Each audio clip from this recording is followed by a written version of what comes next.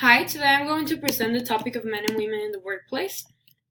Well, the 21st century has still several issues in the workplace. Discriminatory issues like gender inequality are still affecting employees, especially women.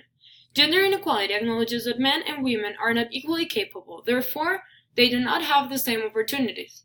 There is a high percentage of sexual harassment, payment discrimination, and other different types of discrimination that happen differently and different extents across the different cultures in the world. The main problem has started with the stereotypes that we have created. It is a fact that women are considered less than in the workplace. For a substantial length of time, women have been taught that they have to stay at home, take care of the children, study education, and make other activities that are only low impact. Meanwhile, men have to get a job, need to get the money, and do nothing to take care of the family, but get the money. One of the most pressing issues in the 21st century is the substantial wage gap. It is not a measurement of birth characteristics. If a man and a woman are doing the same work, the same hours, the same position, the same industry, they should get the same money. But this is not what actually happens. Women only have higher earnings in 4 out of 108 occupations, which include social technicians, bakers, teaching assistants, and dining room cafeteria attendants. Several censuses can guarantee that a wage gap exists. A study from 2017 gathered the information about the average wage and salary by gender in US dollars.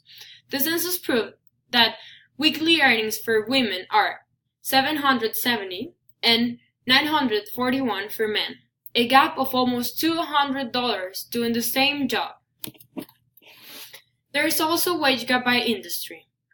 Construction is the only industry in which women earn more than men, and it's only a difference of $30–40.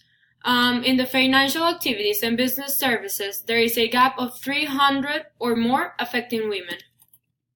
Well, to support my project, I made 3 interviews to Carlos Sanchez, Jorge Nava, and Jose Luis Nava, and they argued that their teammates in their respective companies have equal salaries and benefits in their positions. They also assured that men and women have different strengths, ways of communication, but that both of them deserve the same treatment and the same salary if they are doing the same job. Several assumptions state that men are bigger risk takers and that women are a little bit more cautious, and that's why men deserve a better salary than women.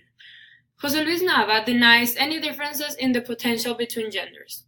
He is confident that the capacity of someone is not defined by the gender, but their willpower. There are other different types of discrimination that do not involve money. The example that I choose is women in Mexico that face several discrimination issues. Even when the 3 of them told me that women in their companies do not have any of these problems, several censuses have proved that 48% of the women suffer from sexual harassment, 43% suffer from physical violence, and some other problems like gender stereotyping, equal payment, workplace discrimination, abuse in social media, lack of women in leadership roles in business, etc. And well, as you can see, the numbers show that there is still a problem. Even when we have made a lot of progress, we have way more opportunities, but maybe this is for